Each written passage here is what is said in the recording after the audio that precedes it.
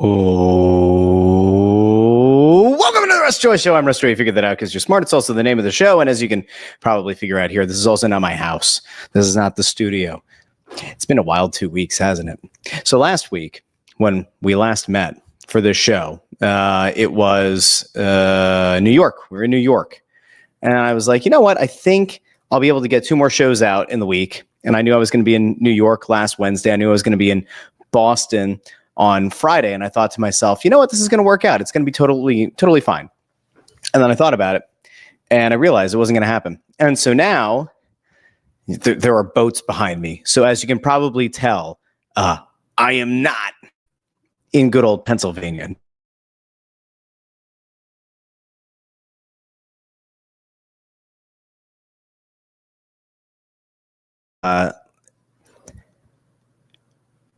The short version of this is that we decided that we were going to try to book a last minute vacation, and we did.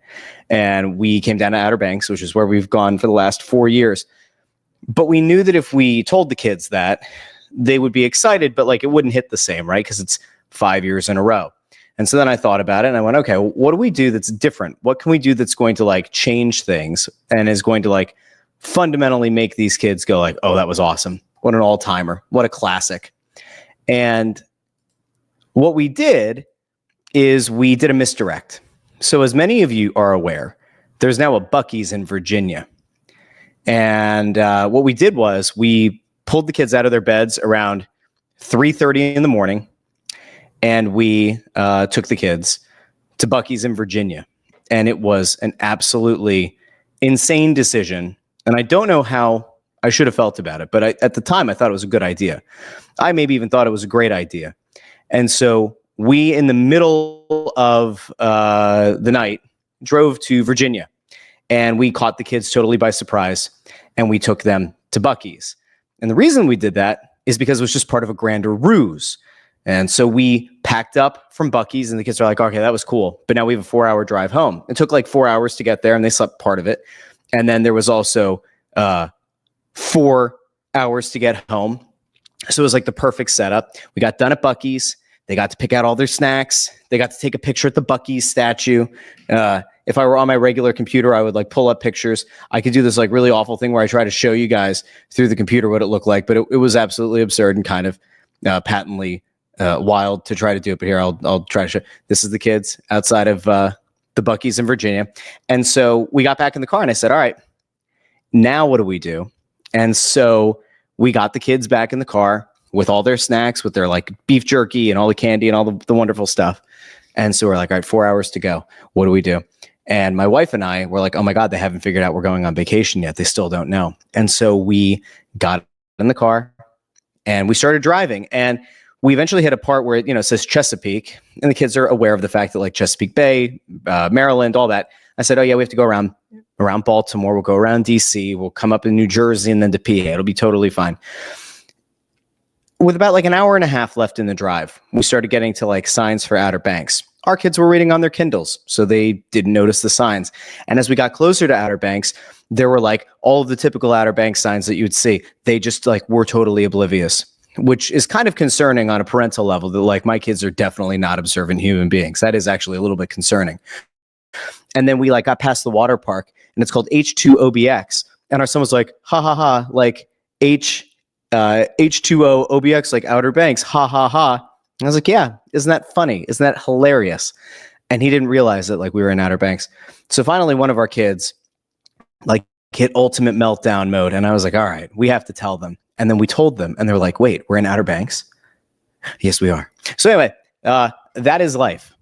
I learned that my kids are absolutely non-observant kids. And I also learned that despite the fact that the speed test on the Wi-Fi in this house looked okay, it appears, according to some of the lovely people in the comment section, that the video might not be coming through as great, which means when video guy Amadeo has to go back and do this episode, he's going to have a blast. Hopefully I set local recordings up. Otherwise, this is going to be a bad one. So we have some stuff to get into now. I will be 100% honest, because of the nature of this week, because of the nature of how things have gone down. I have not been plugged into every Phillies game. I watched the series finale. I watched the sweep. And I honestly was going to come on here and kind of like give some some was going to laud guys like Harrison Bader for the absolute theft, the robbed home run. I was going to come on here and, give some credit to Marshy for a 4-hit game. And I was going to probably lead with a lot of that. But then we got some really important Eagles news, and we had some important media news. And I have to be honest, I think that the media news and the Dickerson news is actually a little bit more interesting, especially since the Phillies are currently losing. And I saw, Ford kind of hit one of these where he said, Chris Fried said during a Phillies game. And then you got, Ford saying it's a horrible time for a show because the Phillies are on. The last time I checked, and this is right before we went live, I saw the Phillies were losing 1-0. And I also saw that they were being no-hit. It looks like the no-hitter is over. So thank God for that. But then I decided, we're in the midst of a Phillies game. A new series has started. Do we really need to talk much about the sweep of the Rangers? And I decided, no, there are other things to talk about. So we're going to actually get into much of the other stuff. And I will say that the Phillies continuing to play good baseball, and hopefully they'll come back against the Reds in Cincinnati. It's all very exciting.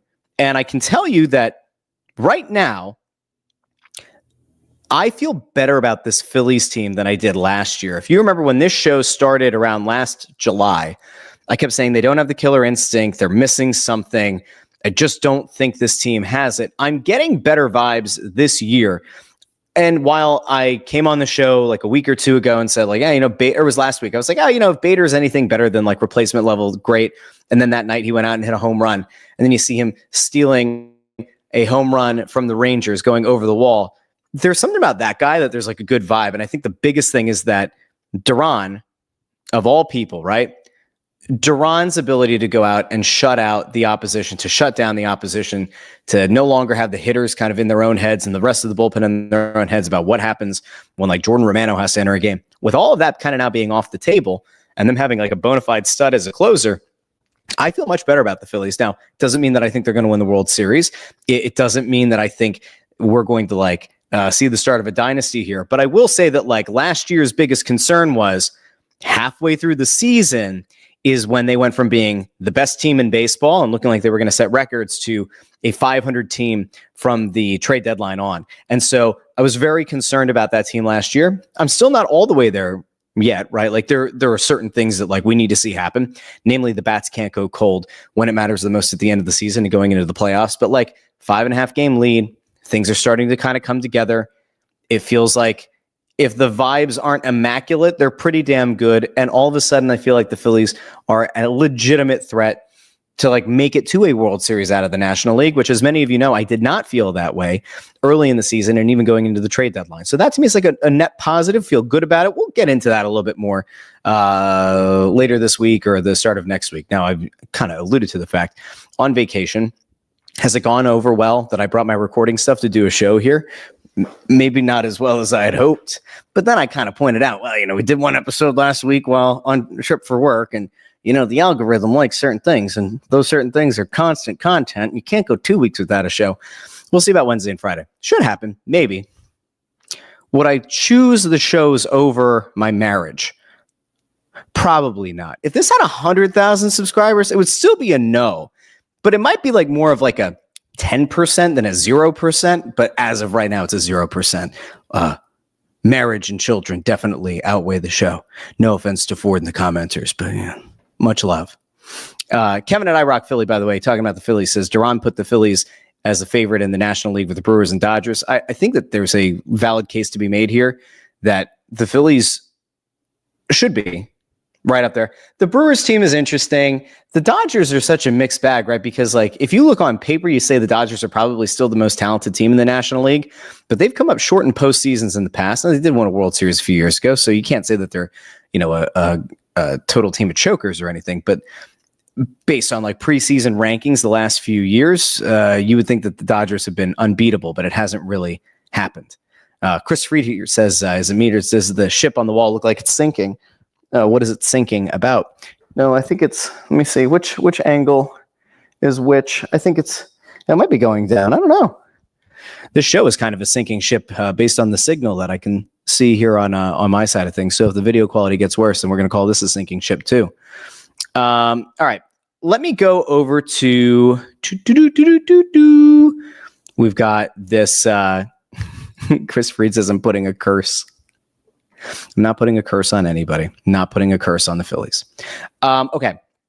I'm going to get into the media news because I think it matters. We can really quickly go out to the most recent update real quick about Landon Dickerson. Of course, he got injured at the open practice. People were kind of losing their minds, right? Because he was on the injury report with a knee injury the day before. And there were questions about why Landon Dickerson was even on the field in the first place. And some of that might be a valid critique and valid concern.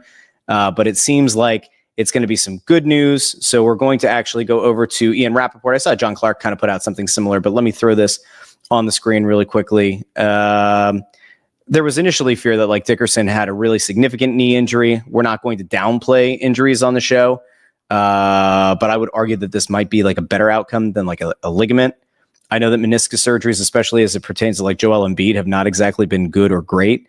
So we're going to kind of be careful, I guess, in the way that we couch this. But I would say that like, on the whole, I probably feel a little bit better about this. So Ian Rappaport put out around 4:30 on Monday.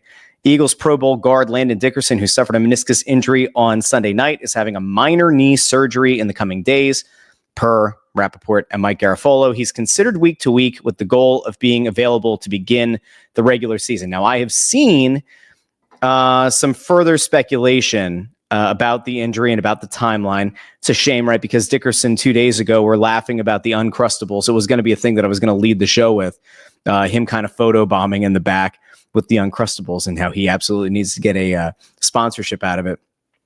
But there have been some thoughts that just based on this kind of an injury, while he might be week to week and while he might be able to come back, perhaps as early as the regular season opener, you don't want to do anything stupid. You don't want to do anything that's going to put him potentially in harm's way. So maybe there's a chance, right? If you're the Eagles, you say, while it would be great to have him back in there for week one, if he needs some extra time, you're not going to force his way back, right? Like you're not going to try to get him in the lineup for no reason. I think the thing that the Eagles obviously have to do here is like, take care of your investment, take care of this young player. Don't force the issue.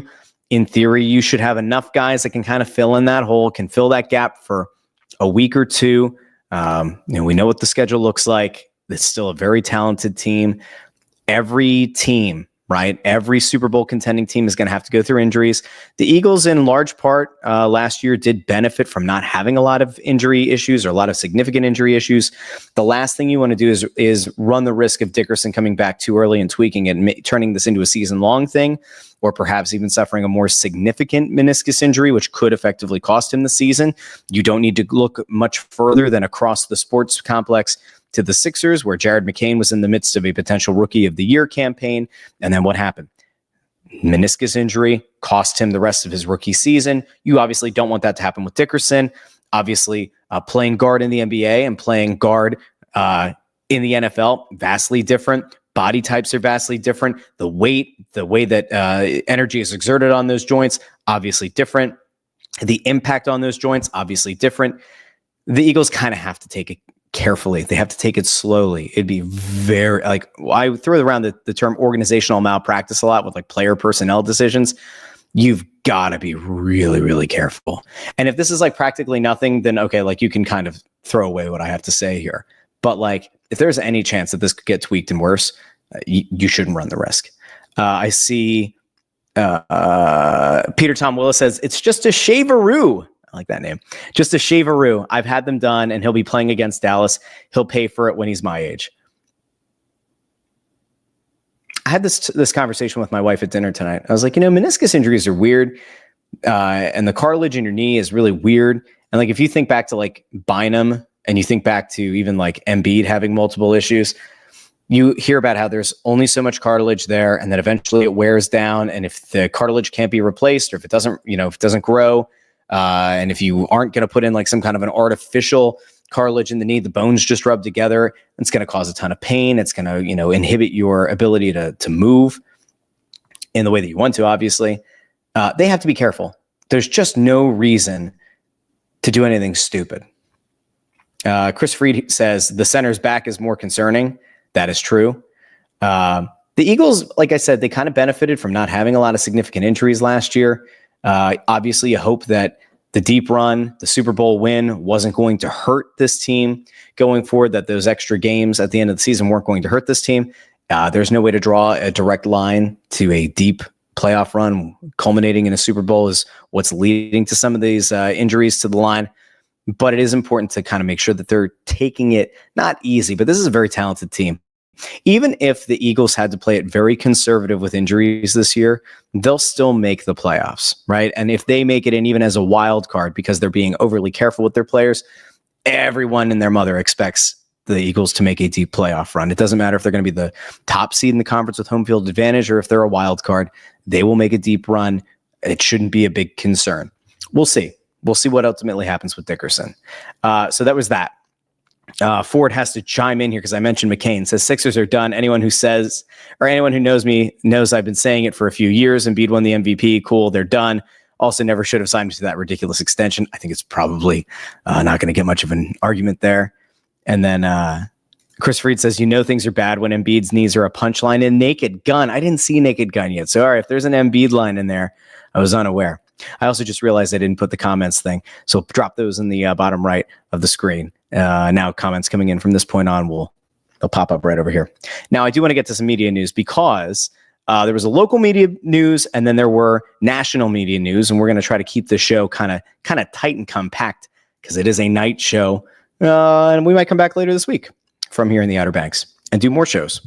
Or Russell will be trying to do this from a motel as his wife launches him to the moon. Unlikely, though. Russ is a good husband. Good husband. Good dad. All right. We're going to go to Missanelli first. We gotta cover the local angle of media, and then we'll get to the national stuff. So unless you've been living under a rock, you were probably made aware last Friday that Beasley Media decided to cut ties with Mike Missanelli. And if you remember, which I'm assuming many of you do, boy, oh boy. This time last year, was it last year? I think it was about this time last year. People kind of lost their minds because Mike Missanelli was brought back by 97.5 The Fanatic. It was the station that he helped bring from AM to FM with WPEN. It's a station that he was integral in leading into the FM era. I can go back to college of remembering Mark's Embrace and Bruno and Mays, and then the crossover to Missanelli in the afternoons.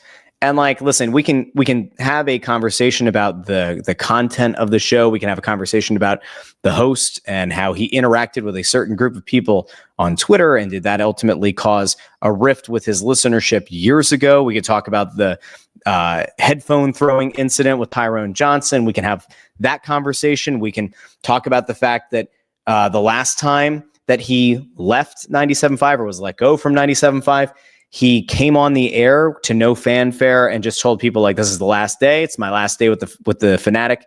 And then some callers were like, what the hell's going on? You've been critical to this place. Why are they getting rid of you? Why is this your last day? How did they not do any kind of a buildup or a lead up to you leaving? What's going on? So I'm going to go through his two tweets because he tweeted finally. He broke his silence on Monday.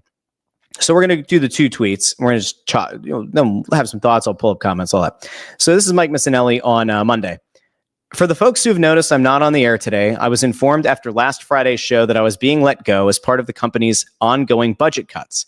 I had planned to retire with a little dignity at the end of my contract next February. And then he continued on. Unfortunately, now I won't be able to do that. I want to thank the many people who listened to me over the years and the great colleagues with whom I worked. I appreciate every single one of you. It was a blast. What's next? Podcast world? Who knows? Godspeed. Go Birds. So we have to have a conversation, right? Because this is part of the mission statement of this show, to talk about Philly sports, national news stories, and dissect the media who cover them. So Missanelli is an interesting figure. He will continue to always be an interesting figure in Philadelphia, in radio, in sports radio in general. And I feel like this last stint that Missanelli had in the middays was a somewhat interesting one, but it kind of felt like the boxer who tries to get back in the ring and just doesn't have that same punch anymore. Like there was a time, and I'm sure this would piss him off to have this comparison, but maybe it wouldn't. But like when Missanelli was at his peak powers in the afternoon, I used to compare him to like Bill O'Reilly. I know politically it probably couldn't get any more different, but you had guys with legal backgrounds who had a very similar speaking cadence, who had a very similar way that they interacted with listeners or interacted with certain people. And to me, like there was a similarity there that could be very off-putting or very endearing depending on where you landed and if you like the guy or not. And Missanelli had a very, strange and kind of memorable run when Innes and Bruno were over at WIP and they were sending the black roses to Missanelli, and then Innes kind of flamed himself out, and that show underwent a big changeover. And Missanelli was a very good radio host. There's no getting around it, right? And I was not around locally, at least, for some of his prior shows, including one that had a producer that I happened to co-host another show with. Some people don't realize that he produced for Missanelli, but he did. It's interesting to think about, like, you go from being the lead guy with your name on the show in Afternoon Drive and being the number one guy to then getting eclipsed by a show like Innes's and then kind of coming back and kind of taking the lead again. And then it kind of faltered. And there was the headphone incident. There were some other things. There were some issues, I think, with at least one person at the station. Eventually, he has this like unceremonious departure from the station where he says it's my last day, and it was kind of weird. And Missanelli coming back to the Fanatic to do a midday show, I thought was interesting and weird because if you remember, at the time, the afternoon show was the best show ever. Now, Broads had already been off, so it was Batalico and it was Tyrone. And I didn't like that show. And I thought, well, Missanelli, you bring him in. He goes back to Afternoon Drive. You see what you can get. You see how that can work with his former audience. Like there's kind of a built-in understanding that Missanelli was an Afternoon Drive guy. You see how it works, right? And then you try to put somebody younger from the station in middays. Like that to me always made sense. When Missanelli came back and they kept best show ever in the afternoon, I was like, well, this is kind of a disaster.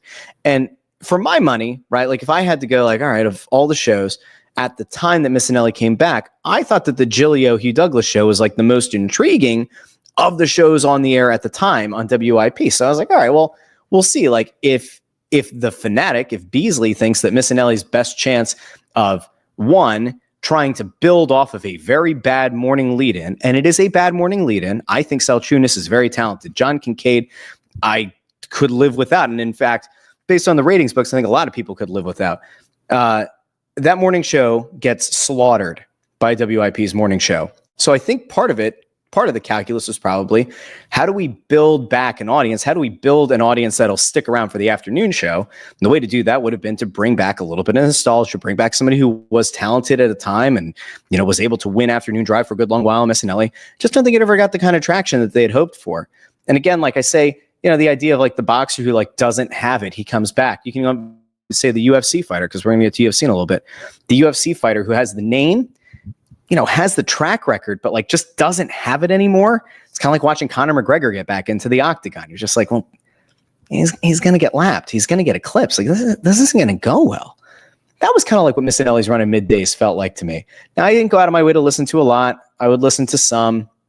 I'm notorious for not like I'm not an everyday listener to sports talk radio, especially both stations. Like, and if Missanelli did his best work of his career, somebody can let me know in the comments, but I don't think that happened, because if it were the truth, he would have won middays and he wouldn't have been part of this layoff, this round of layoffs by Beasley. Now it's interesting because if you read the report over on Crossing Broad, it was that Missanelli's still going to get paid. And he had noted that he was going to probably retire at the end of the football season, presumably sometime around February. Now, in the Crossing Broad report, it says that Beasley's still going to pay Missanelli. So this is like a paper transaction to make the budget look a little bit more palatable. But he's still going to get paid. So like you're paying this guy to go away. You're not giving him the send-off that he probably does deserve. Like, again, the move from AM to FM was built in large part on the back of Missanelli. He wasn't the only guy, but he was a major part of that. He didn't get a ceremonious farewell the last time. I thought this time they would at least kind of do right by the guy. And again, no matter how you feel about Mike Missanelli, right? You might like him, you might hate him, you might be indifferent. If you're a right-leaning person or very far right, you probably do not like Mike Missanelli because his Twitter is not a very right-friendly place. But like, you have to admit that the guy was talented. You have to admit that the guy really was a key part of Philadelphia sports talk radio for decades in this city. Him not at least getting the chance to have like any kind of a goodbye feels gross. Again, like, you feel however you want, but it's August. Football season is around the corner. If they were going to decide not to pay him, right, give him one more week. Allow him last Friday to say, next week is my final week with 97.5 The Fanatic and with Beasley. We're going to kind of do some shows. We're going to have some like best of. We're going to talk about the Eagles. We're going to, look ahead. Maybe he brings on a couple of the people who might ultimately replace him, or, some of the people at the station, some of the younger guys, kind of give the rub, like in pro wrestling, like you give the rub, have the guy on the show, kind of get a little bit more name recognition for some of the people that might fill in if there's guest hosting in the interim until they have a replacement, all that kind of stuff. For them to not even give him that felt weird. Now, if you read the thing on Crossing Broad, you know that Kevin Kincaid also is very much of the belief that John Marks is going to replace Missanelli. I would imagine that there is a very decent chance that could happen. I'd also say that like there have been a couple of moves out of PHLY in the last few weeks. We just saw that Zach Berman announced he went back to the Athletic. He was replaced. Hold on. I have the guy's name. Now I feel bad. I had the guy. He just left the Inquirer. I'll find it. So we had one guy leave PHLY, and we had another go in to PHLY, who left from ESPN, left from the Inquirer. EJ Smith. Thank you, Jamie. God, that was bad. So EJ Smith left the Inquirer to go to PHLY. So you have Zach Berman, who left. A couple weeks ago, Marks announced that he was leaving PHLY. I thought for a second, like, wow, are they going to put Marks and Berman together on the Fanatic? Obviously not. With Berman going to the Athletic, it's clearly not that. Could Marks end up there? Yeah, I'd say there's a good chance. Like, why not? You have to remember, like, Marks has been on this show before. He didn't want to do the afternoons anymore. He has 2 young kids. I don't know if he wanted to do mornings again, but I can't imagine anybody with kids would want to do the mornings. It's a totally different lifestyle, right? You have to go to bed so early. If the idea is like you're going to watch the games, you're up unbelievably early to even watch the games on DVR. It's not a lot of fun, right? It's not an enjoyable time frame. I happen to know somebody who hosted a very successful show in this market in the morning, lived a very different lifestyle. In bed very early, up ridiculously early to do a show. You come home, you nap. You just don't have the same kind of lifestyle as everyone else. Middays, if you're a parent, seems like a great time to have a show. It still allows you to be there for like extracurriculars and stuff. So if Mark ends up there in middays, good on him. I think he'll have a lot of success. I think that the show that he was trying to do at PHLY probably didn't resonate in the way that he would have wanted it to. I also had some critiques, as I often do, about the way that show was kind of marketed and the lack of kind of like market penetration it seemed to have. If he goes back to the Fanatic, I think he has a very good chance of doing some damage. I think that like Marks probably resonates with a listenership right now that the Fanatic wants and needs even more than Missanelli did. I almost wonder like if Missanelli was planning on retiring at the end of the year and Marks's contract with PHLY was coming up, could there have been a scenario where those two would have hosted together? That could have been really interesting. Listen, there was scuttlebutt like a year ago, but I think before Missanelli went back to the Fanatic, there was scuttlebutt that like Missanelli and Gargano might have both been doing something at PHLY. Missanelli never ended up over there. Now that he's out and Marks is out of PHLY, does Missanelli maybe go to PHLY and like take Marks's old spot? Like, I don't know how that would work. That to me doesn't seem like a good fit. In the same way that like writers who ultimately become podcast hosts or writers who become on-air personalities, I don't think work the same way. Zach Berman's a very good writer. I think he's a very good contributor. I think he was very good like in the Daily News Live and Philly Sports Talk days. I'm not sure that like Zach Berman as an everyday on-screen, on-camera personality was resonating the same way. Now he gets to go back to the written word. He gets to go back to, I assume, doing some kind of a podcast for The Athletic. I think he'll do well there. It's just interesting. Like, the local media landscape continues to change. So we'll see. Let me get to the comments here really quick and just see where people are at here. Wizards Tap says, welcome to North Carolina. Thank you, Wizards Tap. Where are you located? Are you in the Outer Banks? There's always somebody or two people in the comments whenever Outer Banks come up that say that they live down here. And I always forget who it is, and I feel bad. Ford says, say what you want about Mikey Miss. He got screwed twice. It's not right that he just gets tossed out unceremoniously twice. I don't love the guy. He's a bit of a pompous prick, but still not the way to do it. I agree with that. Kevin at iRock Philly says, remember Mike was fired from WIP for punching the producer. Huh. Chris Freed says, what comes around goes around. Mikey Miss is just the latest example. DJ1698 asks, off radio, is Mikey Miss a good guy? I've never met him. I've never met him in person. I've heard plenty of things. You'd have to ask people who have met the guy, talk to the guy. Actually, no, that's wrong. I did talk to Missanelli. I did meet Missanelli. It was the, what was the show called? It used to run on NBC Sports Philly. It was like it wasn't the Great Sports Debate, or maybe it was. There was a year that I did that. It was Team Crossing Broad versus Team Branded Sports. I did meet Missanelli. I didn't like the way that some of the people there were some interactions I wasn't thrilled with. I don't think that I didn't love the way that he carried himself in the way that he talked to I think this person was a colleague at the time, and then was actually a former colleague. And I'm sure that they have a good relationship, and I might have just misread it because it was, a little bit demeaning. Wasn't a big fan there, but it's a one interaction thing, and it's the stress of TV. So I don't know. You can make of it what you will. Let's see. Brian Knowlton says, back in Alabama for another 2 weeks. Yay. At least some Russ Joy Show to make Monday a little more bearable. Thanks for being here, Brian. I appreciate it. Ford says, best show ever. Dumbest titled show when it was absolutely awful, and awful it was. Let's see. Kevin at iRock Philly says, John Marks has said he wants to do mornings. I say 97.5 brings in Marks for mornings. Kincaid moves to 10-2. There's no chance to move John Kincaid to 10-2. I'd almost put a full mortgage payment on that. I think you'd more likely see John Kincaid get let go and Salchunas get sent to 10-2. I don't think Kincaid's moving out of mornings until he's replaced. Yeah, I don't see it. I really don't think Marks is going to the mornings. I could be wrong.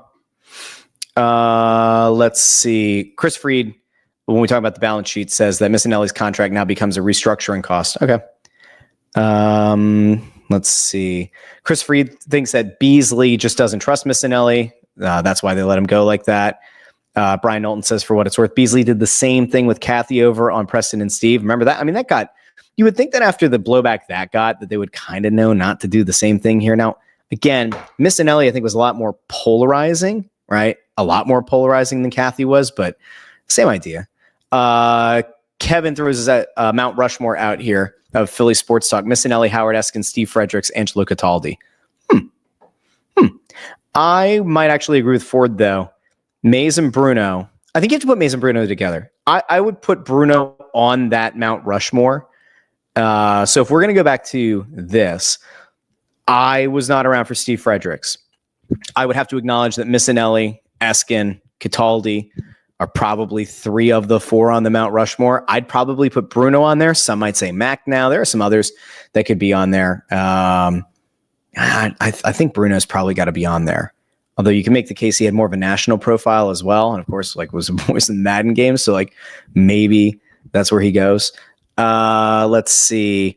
Jamie Calvario says, my guess is Good Karma Brands buys out the Fanatic. Get ready for ESPN Radio. In the Crossing Broad story, they noted about how it sounds like they're going to be switching to national shows earlier, maybe around 8:00. And that on the weekend, you're going to get more ESPN radio shows.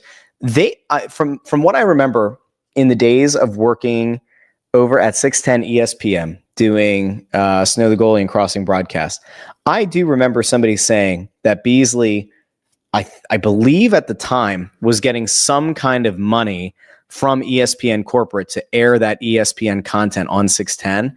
And since 610 isn't a thing anymore, if Beasley's looking to save money or to go kind of net positive, maybe syndicating that ESPN content is going to actually be not only a cost savings on talent, but could also lead to them getting some money from ESPN radio in general.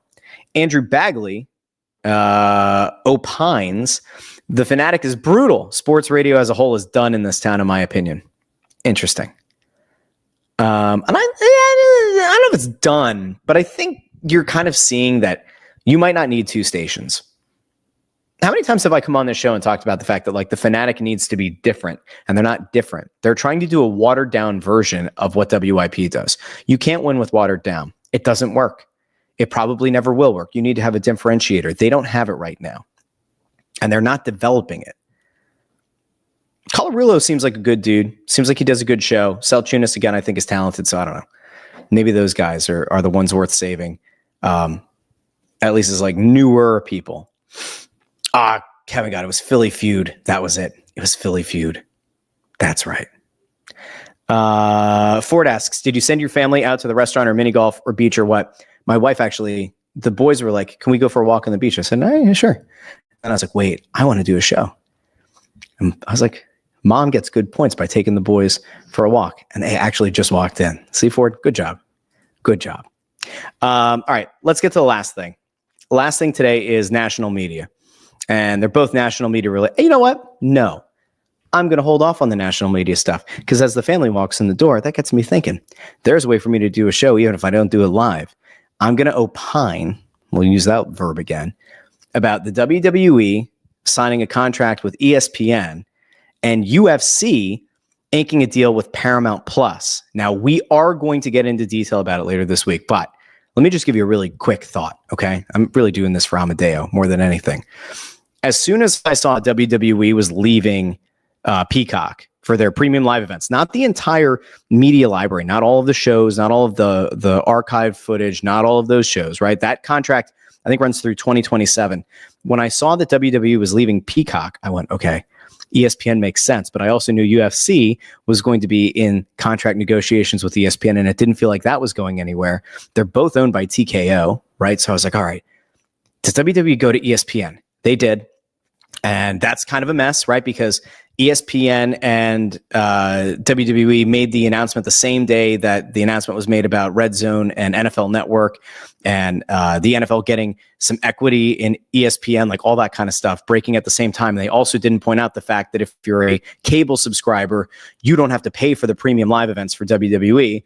They also didn't do a good job of explaining that if you have YouTube TV or Comcast, you don't get those premium live events for free. As of right now, you're treated like a non-cable subscriber, which means you'll need to get their direct-to-consumer product, which is not ESPN Plus, totally different thing, and pay $30 a month. And from there, you can get all the premium live events for free. $30 a month is still better than the old $50 or $60 we used to pay for pay-per-views, but that seems kind of weird.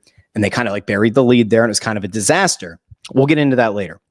But the big thing, the big news happened today, and it was that UFC is going to Paramount Plus. Now, if you've been paying attention to anything, right, and I pay attention to a lot of things, you'll know that Paramount Plus has had a hard time getting it going.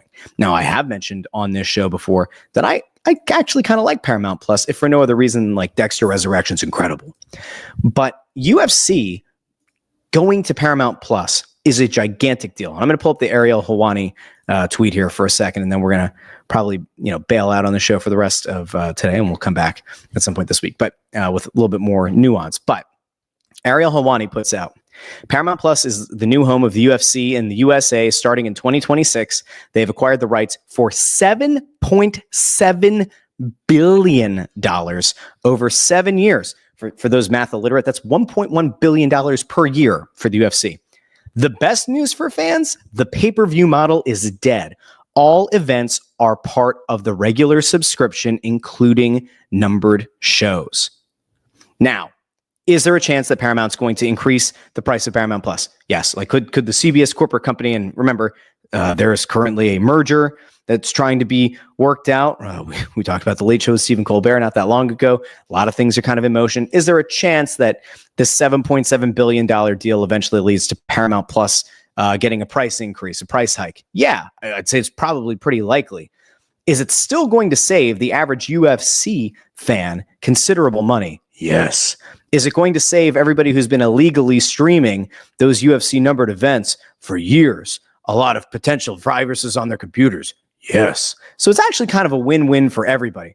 I will say that it is absolutely wild. $7.7 billion. Now, I like UFC. I like the numbered events a lot. I can appreciate the clash of styles, right? And clash of styles make the fight. If you're telling me that you have to pay, what is it? I think it's like $15 a month for Paramount Plus, and that's going to get you every numbered UFC pay-per-view, and it's going to get you every like fight night. It's a great value. If you're a UFC fan, it's fantastic. If they even upped it from $15 to $20 a month, as a UFC fan, you have nothing to complain about.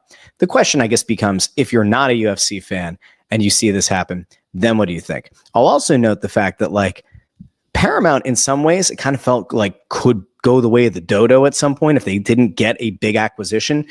UFC going there all of a sudden makes Paramount feel like a very alive app. We know that like the Netflixes of the world who got the rights to Monday Night Raw with WWE, that was a big thing for them. They're trying to pull in more and more live TV content. We know about how every streaming service was looking to get the rights to the F1 package that had been with ESPN. Like live sports programming is the thing that's going to keep a lot of these streaming apps alive. And so it's all a race. Getting the rights to these leagues is a massive race. And UFC might have been the biggest one still on the table. So it's a huge get for Paramount Plus. Huge. And if you're a UFC fan, you're getting it for very cheap now. Chris Freed says 15 to 30. Yo, I mean, that would be a pretty big jump. I think I said 20. If I said 30, I meant 20. Like a $5 jump isn't that bad. Casual Warzone guy says I paid 12 for Paramount. All right, well, there you go. Kevin and I Rock Philly says I love Dexter, but haven't seen Resurrection yet. Katie Snap checks in, says, okay, but tell me your thoughts on Dexter Resurrection. Can I just tell all of you really quick? It's incredible. It is incredible. I'll have to save most of that for another day, but I will tell you this. If you watched the original Dexter and you liked the first 2 seasons and then you thought it kind of fell off and at the end, like the finale, like really lost you, Lumberjack Dexter, I get it. And if you didn't want to go for the initial reboot, the initial like continuation sequel series, New Blood, where his like son resurfaces in his life, I get it. There were some logic holes in that weren't great. And if you didn't want to watch the prequel, Original Sin, I get it, although that was a very good show. You go to this like new series, Resurrection, and all of a sudden, like it kind of takes some of the best elements of both of those series, plus the original. This is by far the best season of Dexter since like the Trinity Killer series. So if you have been out on Dexter for a while, it's time to get back in. It has been incredible stuff. There's some nostalgic trip stuff, but like the casting of the show has been great. There was just a massive twist in the last episode that came out last Friday. I will not spoil that.